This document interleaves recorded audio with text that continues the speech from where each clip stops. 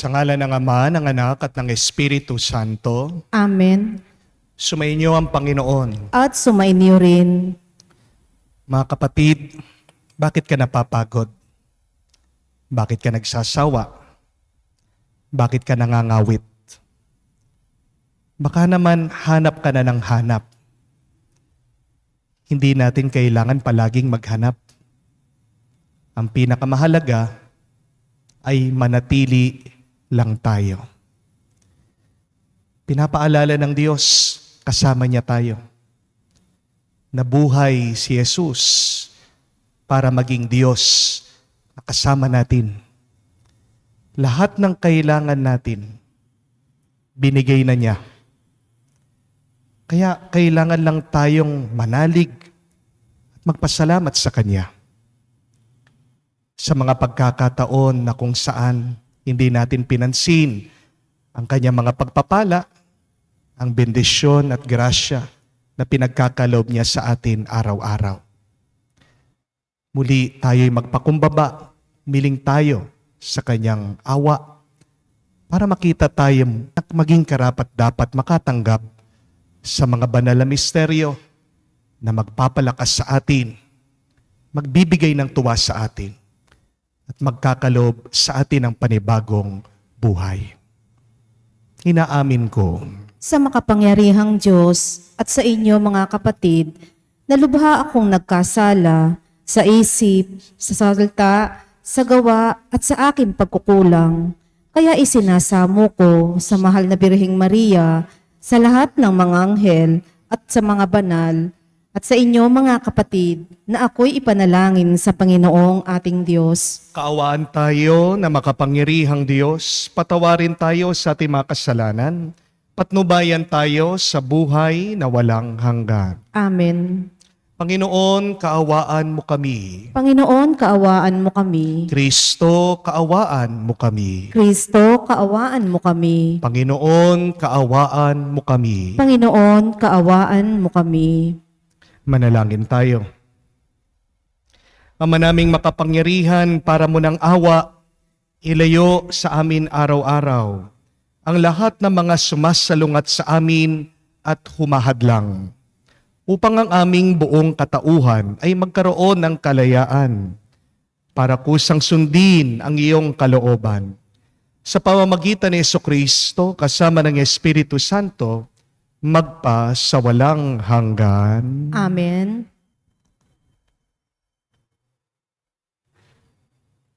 Pagbasa mula sa sulat ni Apostol San Pablo kay Filemon. Pinakamamahal ko, ang iyong pag-ibig ay nagdulot sa akin ng malaking katuwaan at kaaliwan, sapagkat dahil sa iyo, sumigla ang kalooban ng mga banal. Dahil kay Kristo, maaari kong sabihin, dapat mong gawin ito. Gayunman, pag-ibig ang nagbunsod sa akin upang makiusap sa iyo. Akong si Pablo, sugo ni Kristo Jesus, at ngayoy nakabilanggo dahil sa Kanya, ang nakikiusap sa iyo tungkol kay Onesimo na naakit ko sa pananampalataya, samantalang ako'y naririto sa bilangguan. Dati, wala kang pakinabang sa Kanya, ngunit ngayoy malaking tulong siya sa ating dalawa. Pinababalik ko siya sa iyo, at para ko nang ipinadala sa iyo ang aking puso. Ibig ko sanang panatilihin siya sa aking piling, upang sa halip mo, siya ang maglingkod sa akin habang ako'y nabibilanggo dahil sa mabuting balita. Ngunit ayokong gawin iyon nang wala kang pahintulot, upang hindi maging sapilitan, kundi kusa ang pagtulong mo sa akin. Marahil nawalay sa iyo ng kaunting panahon si Onesimo upang sa pagbabalik niya'y makasama mo siya habang panahon. Hindi na bilang alipin, kundi isang minamahal na kapatid. Mahal siya sa akin, ngunit lalo na sa iyo, hindi lamang bilang isang alipin, kundi isang kapatid sa Panginoon. Kaya't kung inaari mo akong tunay na kasama, tanggapin mo siya tulad ng pagtanggap mo sa akin. Kung siya may nagkasala sa iyo o nagkautang kaya, sa akin mo singilin. Ako ang siyang sumusulat nito. Ako si Pablo, ang magbabayad sa iyo. Hindi ko na ibig banggitin na utang mo sa akin ang iyong pagkakilala kay Kristo. Ipinakikiusap ko sa iyo, alang-alang sa Panginoon, pagbigyan mo ang aking kahilingan. Dulutan mo ng kaligayahan ang puso ko bilang kapatid kay Kristo. Ang salita ng Diyos. Salamat sa Diyos. Mapalad ang kinukupkop ng puong Diyos ni Jacob. Mapalad ang kinukupkop ng puong Diyos ni Jacob. Ang maaasahang lagi, Panginoon. Panig sa naaapi ang Diyos na hukom. May pagkaing handa sa nangagugutom. Mapalad ang kinukupkop ng puong Diyos ni Jacob. Pinalaya niya ang mga nabihag, isinauli paningin ng bulag. Lahat ng inapo ay itinaas, ang mga hinirang niya'y nililingap. Mapalad ang kinukupkop ng puong Diyos ni Jacob.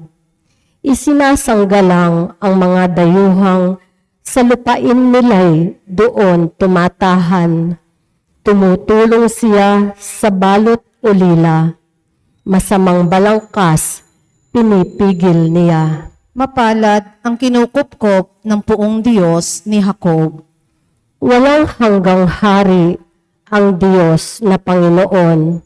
Ang Diyos mo, Siyon, ay mananatili sa lahat ng panahon. Mapalad ang kinukupkop ng puong Diyos ni Jacob.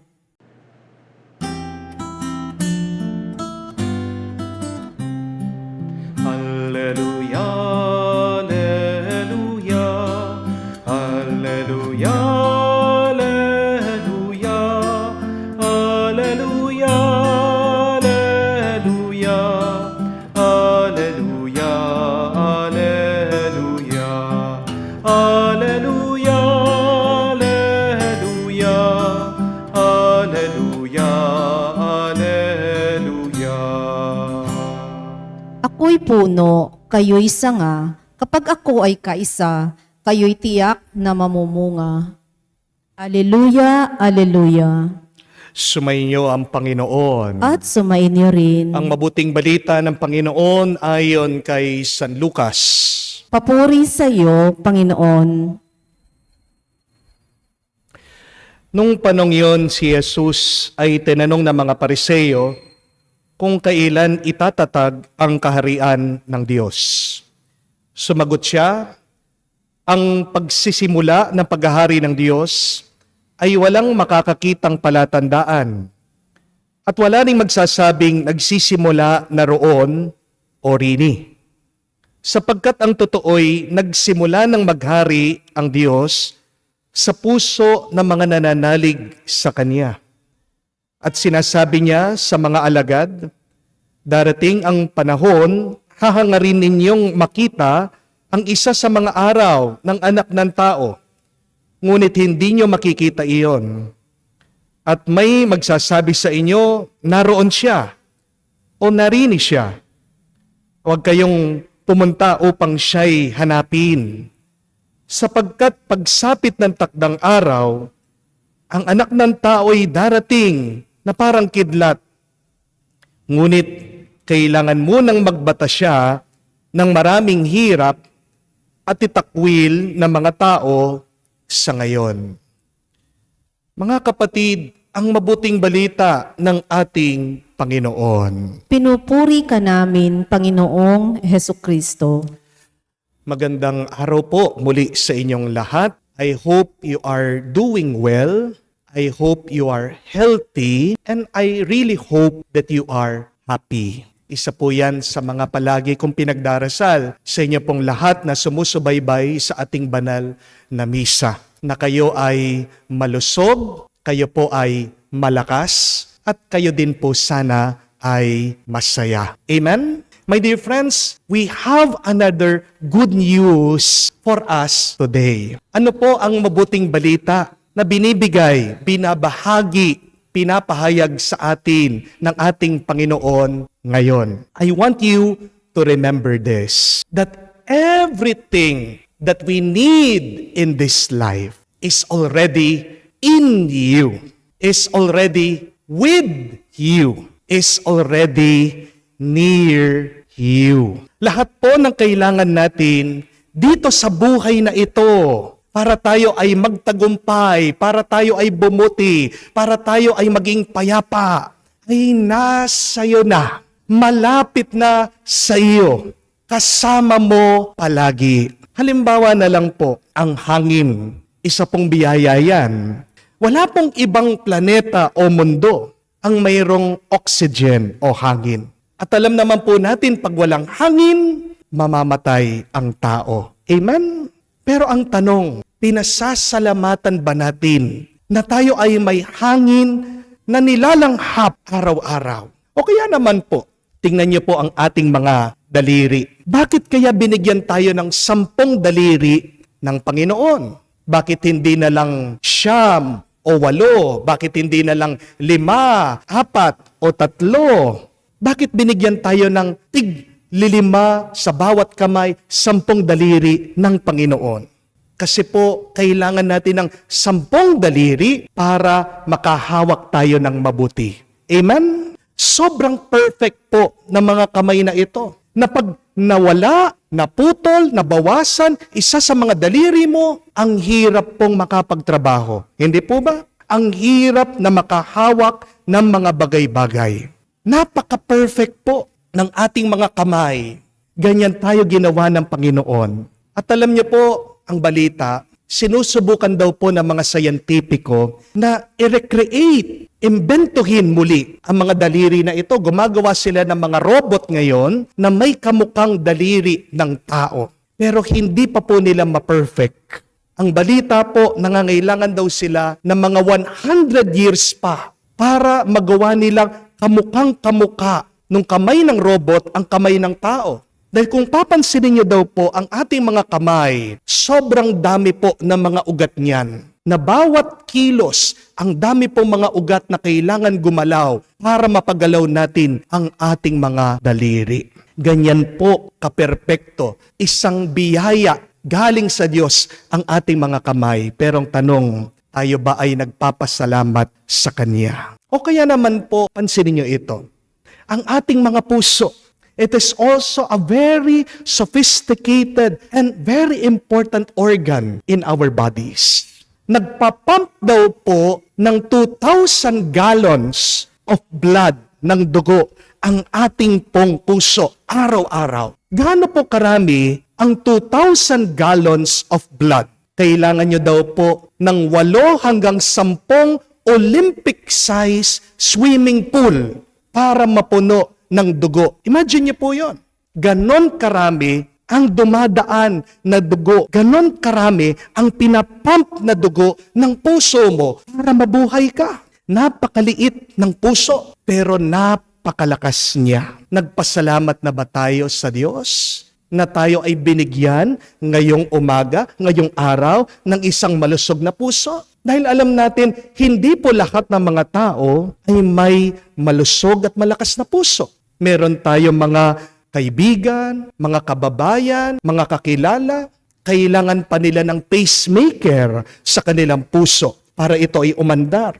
So kung wala kang pacemaker sa puso mo, kung wala kang baterya at gumagana yan ng mabuti, magpasalamat ka sa Panginoon. Amen? O kaya naman po, ang ating mga isip, ang ating utak, one of the most sophisticated computer in all of the world, you have it in your head, your mind, your brain. Daig pa ng utak mo ang anumang gadget, laptop, o computer. Walang sinabi. Ang teknolohiya ngayon sa pag-iisip mo, sa paggagana, sa iyong utak. Dahil ang utak ng tao, siyang gumawa ng mga gadget ng teknolohiya. Hindi po ba? Kaya nga, kaya nating makaisip ng solusyon sa ating mga problema. Dahil may utak ka, sana gamitin mo yung utak na yan para mabuhay ka ng mabuti. Remember that a focused mind is a powerful one, but a distracted mind is a poor one. Tignan niyo po, ang ating pangangatawan, isang biyaya galing sa Diyos, perpektong perpekto. Nagkakasakit lang ang tao dahil sa maling gamit niya dito. Amen? So the good news is, for us today, my dear friends, everything that you need to survive, everything that you need to succeed, God has already given it to you. At ito pong pinapaliwanag ni Jesus sa ating nabasang ebanghelyo. Tinatanong daw sa kanya, nasaan ang kaharian ng Diyos? At ano po ang tugon at sagot ni Jesus? Sabi niya dito sa mga nagtatanong, ang kaharian ng Diyos, wala roon, wala rin eh. Ang kaharian ng Diyos ay nasa inyo na. The kingdom of God is in you, among you. Wow! Isipin niyo po yun. Ang buong kaharian ng Diyos nasa atin. Hindi yan kapiraso. Hindi yan parte lang. Buong buo, kumpleto, lahat tinanggap natin. Dahil nasa atin na ang kaharian ng Diyos. Kaya naman makakagawa tayo ng mga milagro, mga himala, mga nakakamanghang bagay sa ating buhay. Dahil nasa atin ang kaharian ng Diyos. Remember, may lakas ka, may kapangyarihan ka. Magagawa mo ang lahat. Yan ang sinasabi ni San Pablo, that I can do everything with Jesus Christ who lives with me. Look at the Bible and we see many instances, many occurrences of miracles. Bakit? Saan nagmula? Ano ang naging dahilan? Bakit nagkaroon ng mga milagro dito sa kwento sa Biblia? Nag-umpisa mismo, malapit, nandun na sa kamay ng tao. Kung maalala niyo po si Moises, paano niya nahati yung pulang dagat. Moses, through God's help, has divided the Red Sea. Very impossible. It was a miracle.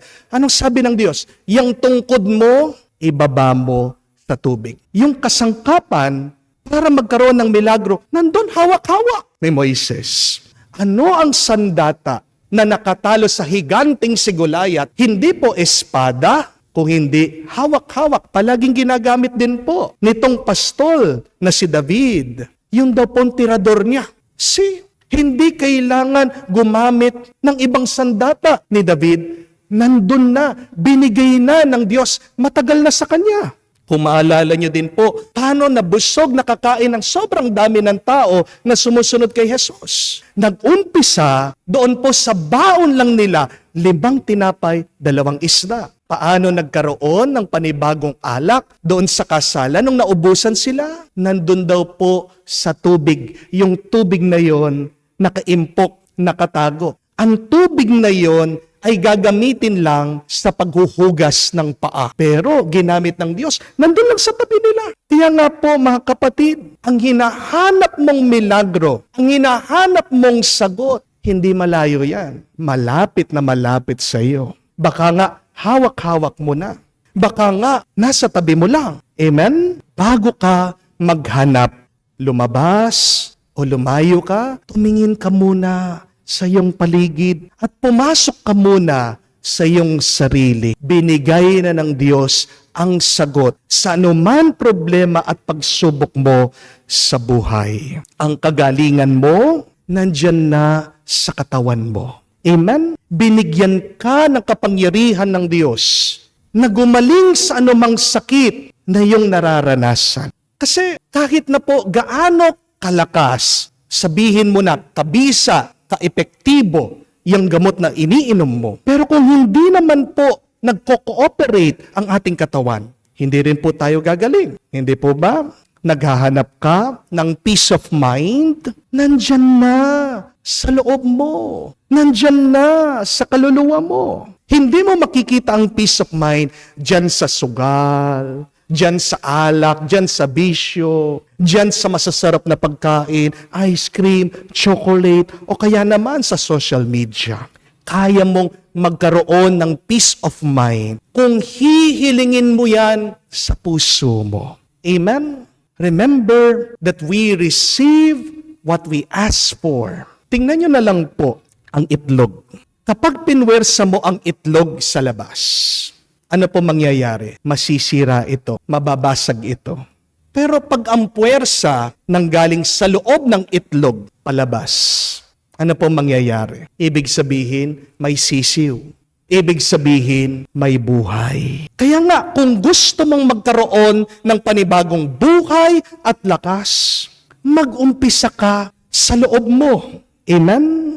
Hindi ka dapat lumabas. Dahil ang mabuting balita, ang kaharian ng Diyos ay nasa atin na. Meron po lumapit sa akin, nagpapatulong. Nape-pressure daw po siya sa kanyang matandang ina. May katandaan na po yung nanay niya. Gusto daw po kasi nung kanyang nanay na magkaroon na daw po ng anak itong anak niya. Ibig sabihin, naghahanap na ng apo itong nanay niya. Ito matanda na para naman daw po makapag-enjoy na mag-alaga ng maliit na sanggol o bata itong matanda. Iyang problema, wala pong jowa. Ito pong kausap ko. Ang problema, wala naman siyang asawa.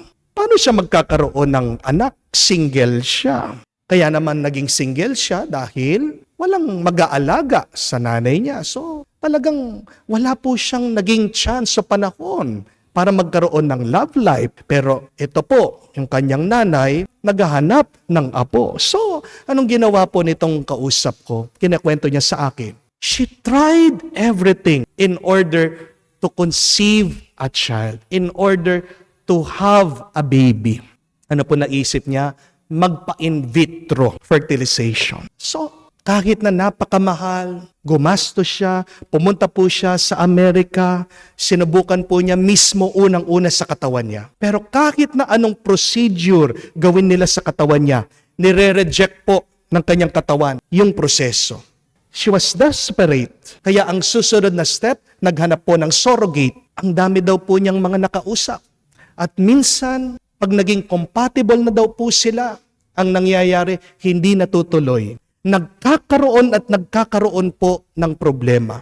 Minsan, okay na po na in-inseminate na, nilagay na po yung itlog doon sa surrogate, nagkakaroon po ng problema, hindi rin po natutuloy doon sa tao. Hirap na hirap po siya. Kaya ano po ang susunod? Dahil po sunod-sunod yung failure, wala pong nagsasucceed, umuwi siya dito sa Pilipinas, naghahanap po siya ng kanyang aampunin. Pero ganun pa rin po. Pag meron na siyang nakita, nagustuhan, na bata, na aampunin, bigla meron pong iba, mauunahan siya. Kukunin po yung bata. Hindi palagi natutuloy yung pag-aampon. So itong taong ito, nag-open up po sa akin, umiiyak, lungkot na lungkot, pagod na pagod, litong-lito, hindi na niya alam kung ano ang kanyang gagawin. Dahil yung kanyang nanay, araw-araw, pine-pressure siya, tinatanong, nasaan na yung bata? Nasaan na yung baby? Wala ka pa rin bang anak? It is there that I told her, maybe, praying to God, maybe God is telling you, you don't need a baby now to take care of. Because you only need to take care of your old mother. Naghahanap ka ng sanggol na aalagaan. Nandiyan na sa tabi mo, ang laki-laking sanggol, yung nanay mo. Hayaan mo, yung nanay mo. Pero tingnan mo na, ang dami mo nang ginawa, pero hindi nagsasucceed. Dahil pinapaalala sa iyo ng Panginoon, hindi mo namang kailangan lumayo, gawin ang napakaraming bagay. Nandyan sa tabi mo, ang dapat bigyan mo ng pansin. See, my dear friends, you do not need to go far to discover where is the Lord calling you. Where does God want us to be? We only need to be present. You only need to look near. You only need to go inside of you to see God waiting for you. My dear friends, God is inviting us to go deep within ourselves because God wants to meet us. God is all around us. But more importantly, God is truly alive in our souls because our souls are part of God's Spirit. Amen? However, someone once said this, remember, that the longest journey in our life is the journey within. The longest journey in our life is the journey within. Yun ang pinakamalayong paglalakbay. Yung paglalakbay sa loob. Hindi malayong paglalakbay, yung papunta Amerika, papunta Canada, papunta Europe, papunta sa Baguio, sa Tugigaraw, kaya naman sa Mindanao. Opo, malayo yan. That is our physical journey. But the real journey is our spiritual journey. Yung paglalakbay, paloob. At matagal yan, malayo yan. Ang lapit-lapit na po ng Diyos sa atin. Amen? Pero bakit ba napakalayo pa rin natin sa Kanya? Ito ay dahil lumalayo tayo sa Diyos, dahil sa ating mga kasalanan, napakalayo ng Diyos sa atin kasi hindi pa tayo pumapasok sa ating kalooban. Ang dami nating hinahanap sa ating buhay. Paghahanap buhay, pera. Naghahanap tayo ng mabuti, magandang relasyon. Naghahanap tayo ng success, ng kayamanan, ng recognition dito sa mundo. Mga kapatid, santabi niyo muna po yan. Dahil ang pinakamahalaga na dapat hanapin natin ay ang Diyos. At hindi ka naman kailangan lumayo dahil malapit na malapit siya. Nasa loob mo siya. Kailangan mo lang araw-araw na pumasok. Yan po ang ating ipagdasal sa banal na misang ito. Maging mulat tayo. Tulungan sana tayo ng Diyos. Pumasok araw-araw sa ating puso, sa ating kalooban. Sana matagpuan natin ang Diyos na naghihintay sa atin sa loob natin. Para tayo po ay mapuno ng kanyang pagmamahal, ng kanyang pagpapala at ng kanyang kabutihan. Ang kapatid, kapag po nalulungkot kayo, kapag napapagod na kayo, kapag litong-lito na kayo, tandaan niyo po ang mabuting balita. Ang kaharian ng Diyos ay nasa inyo na. Sana yan ang magbigay sa iyo ng panibagong lakas, ng bagong tuwa, ng bagong buhay. Amen. Manalangin po tayo na may ganap na pananalig sa Panginoon ng buhay na naghihintay sa atin sa dulong hangganan ng daan ng buhay. Ating sabihin, Panginoon, dinggin mo kami. Panginoon, dinggin mo kami. Ang simbahan naway palagi ang ihanda ang mga tao sa pagtanggap kay Kristo sa kanyang pagbabalik. Manalangin tayo sa Panginoon. Panginoon, dinggin mo kami. Ang pagpapasyang kumilos para sa katarungan at kapayapaan, ang mga Kristiyano naway pagbuklurin ang lahat ng tao nang sama-sama sa pananampalataya at pag-asa at ihanda sila sa muling pagdating ni Kristo. Manalangin tayo sa Panginoon. Panginoon, dinggin mo kami. Ang mga trahedya, gawa man ng tao o ng kalikasan, naway hindi magpaligalig o magpahina ng ating pananampalataya. Manalangin tayo sa Panginoon. Panginoon, dinggin mo kami. Sa katahimikan po ng ating puso, banggitin din natin sa Diyos ang ating mga personal na pangangailangan. Ama naming nasa langit, lagi kang malapit sa amin. Alam mo ang aming pangangailangan, higit pa sa aming pagkabatid. Tulungan mo kaming maging mulat sa iyong presensya, ngayon at magpa sa walang hanggan. Amen.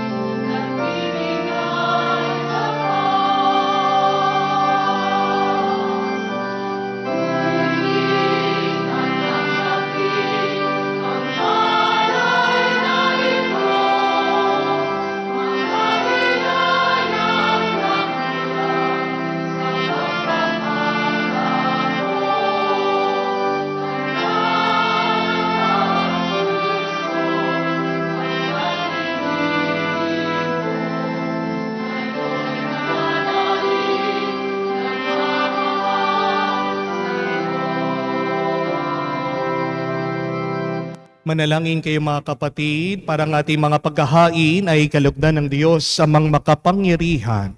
Tanggapin nawa ng Panginoon itong paghahain sa iyong mga kamay, sa kapurihan niya at karangalan, sa ating kapakinabangan, at sa buong sambayanan niyang banal. Ama naming lumikha, kalugdan mo ang paghahain ng mga nagtitipon dito upang ang aming ginaganap na pag-aalay ng sarili ng anak mo ay aming pakinabangan sa Kanya pamamagitan kasama ng Espiritu Santo magpa sa walang hanggan. Amen. Sumainyo ang Panginoon. At sumainyo rin. Itaas sa Diyos ang inyong mga puso at diwa. Itinaas na namin sa Panginoon. Pasalamatan natin ang Panginoong ating Diyos.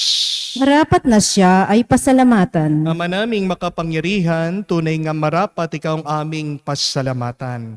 Pinagbibigyan mong itong aming maihayag kahit na ito'y walang anumang may daragdag. Sa kadakilaan sa iyo ay likas. Sa pagpupuri namin ay nakikinabang at kami rin iyong pinakikiharapan sa pamamagitan ng iyong anak na minamahal. Kaya kaisa na mga anghel na nagsisiawit ng papuri sa iyo nang walang humpay sa kalangitan.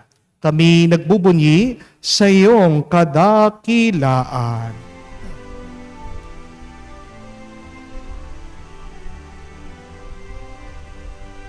Santo, Santo, Santo, Panginoong Diyos ng mga hukbo, napupuno ang langit at lupa ng kadakilaan mo. Hosana, Hosana, sa kaitaasan, pinagpala ang naparirito sa ngalan ng Panginoon.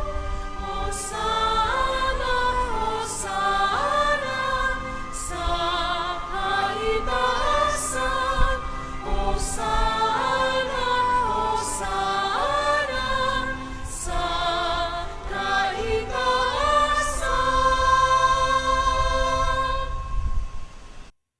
Ama naming banal, ikaw ang bukal ng tanang kabanalan. Kaya't sa pamagitan ng iyong Espiritu, Gawin mong banal ang mga kaloob na ito, upang para sa amin maging katawan at dugo ng aming Panginoong Heso Kristo.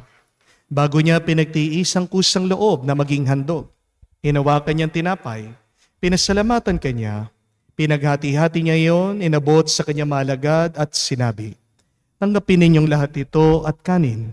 Ito ang aking katawan na ihahandog para sa inyo."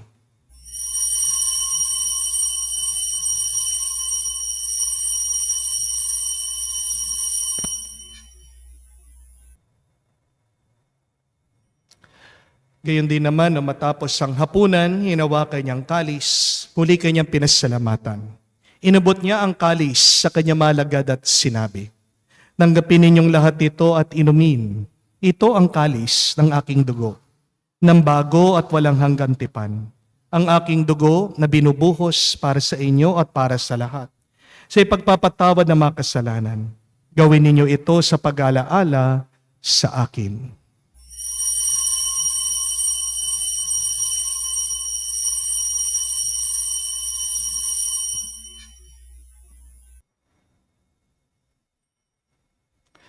Ang misteryo ng pananampalataya. Aming ipinahayag na namatay ang iyong anak, nabuhay bilang Mesiyas at magbabalik sa wakas para mahayag sa lahat. Ama, ginagawa namin ngayon ang pag-alaala sa pagkamatay, muling pagkabuhay ng iyong anak. Kaya tinialay namin sa iyo, tinapay nagbibigay buhay at ang kalis na nagkakalob ng kaligtasan. Kami nagpapasalamat dahil kami yung minarapat na tumayo sa harap mo para maglingkod sa iyo. Sinasamo namin kami magsalo-salo sa katawan at dugo ni Kristo ay mabuklod sa pagkakaisa sa pamamagitan ng Espiritu Santo. Ama, lingapin mong iyong simbahan, laganap sa buong daigdig. Puspusin mo kami sa pag-ibig. Kaisa ni Francesco, aming Santo Papa, si Florentino, aming Arsobispo, at ng Tanang Kaparian. Alalahanin mo rin ang aming mga kapatid na nahimlay at may pag-asang sila'y muling mabubuhay. Gayon din naman lahat ng mga pumanaw, kawan mo't sila't patuloyin sa iyong kaliwanagan. Kawan mo't pagindapatin kaming lahat, makasalo sa iyong buhay na walang wakas. Kaisa na mahal na Birhen Maria, Ina ng Diyos, kaisa ni San Jose, ang kanyang maluwalhating esposo, kaisa na mga apostol, lahat ng mga banal na namuhay dito sa daigdig na kalugod-lugod sa iyo. May pagdiwang nawa namin ang pagpupuri sa ikararangal mo sa pamamagitan ng iyong anak, aming Panginoong Heso Kristo. Sa pamamagitan ni Kristo, kasama niya at sa Kanya, ang lahat ng parangal at papuri ay sa iyo, Diyos Ama, makapangyarihan, kasama ng Espiritu Santo, magpasawalang hanggan. Amen, amen, amen. Sa nakakagaling na utos sa turo ni Jesus sa Panginoon natin at Diyos, ipahayag natin ang lakas loob.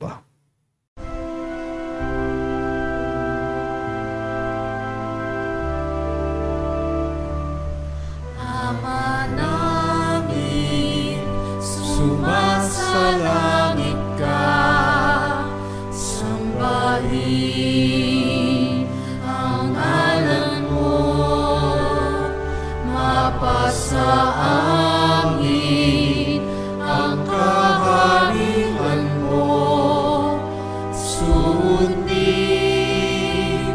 ang loob mo dito sa lupa. Para sa langit, bigyan mo kami ngayon ng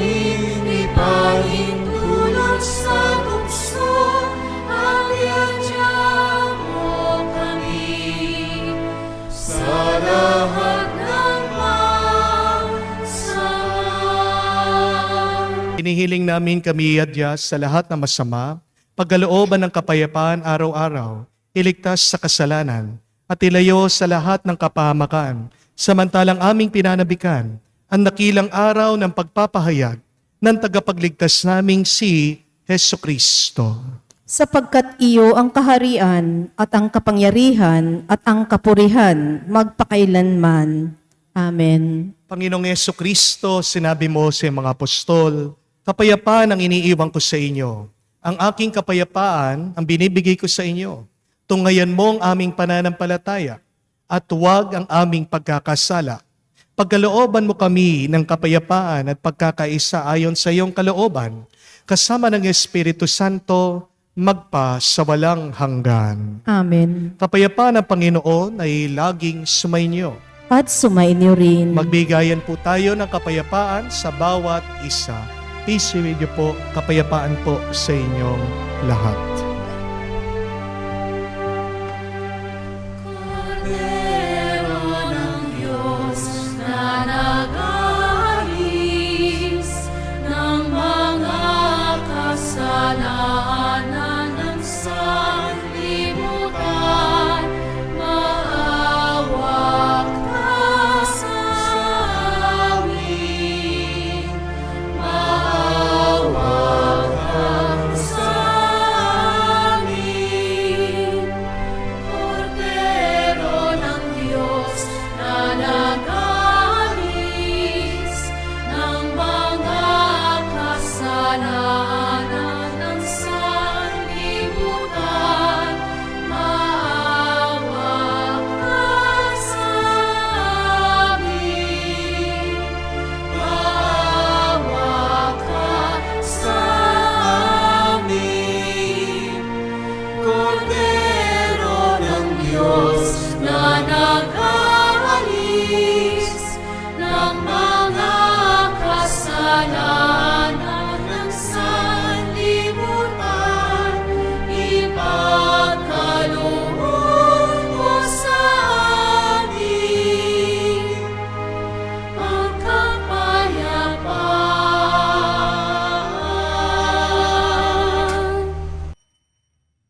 Mga kapatid, naririto ang ating Panginoong Yeso Kristo, ang Kordero ng Diyos, nag-aalis sa mga kasalanan ng sanlibutan.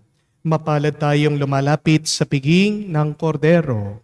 Panginoon, hindi ako karapat-dapat na pagpatuloy sa iyo, ngunit sa isang salita mo lamang ay gagaling na ako.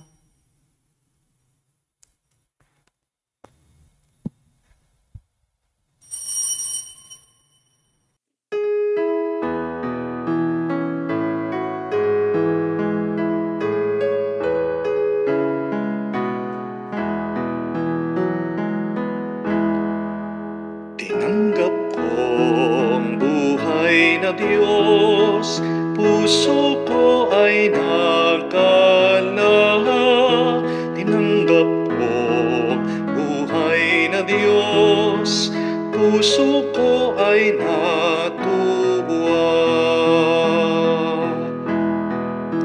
Tinapay siya ng buhay, hinati at binigay para mangbigay buhay. Huwag mangamba kailanman. Tinanggap ko buhay na Diyos, puso ko ay nagalak. Tinanggap ko buhay na Diyos, puso ko ay natuwa.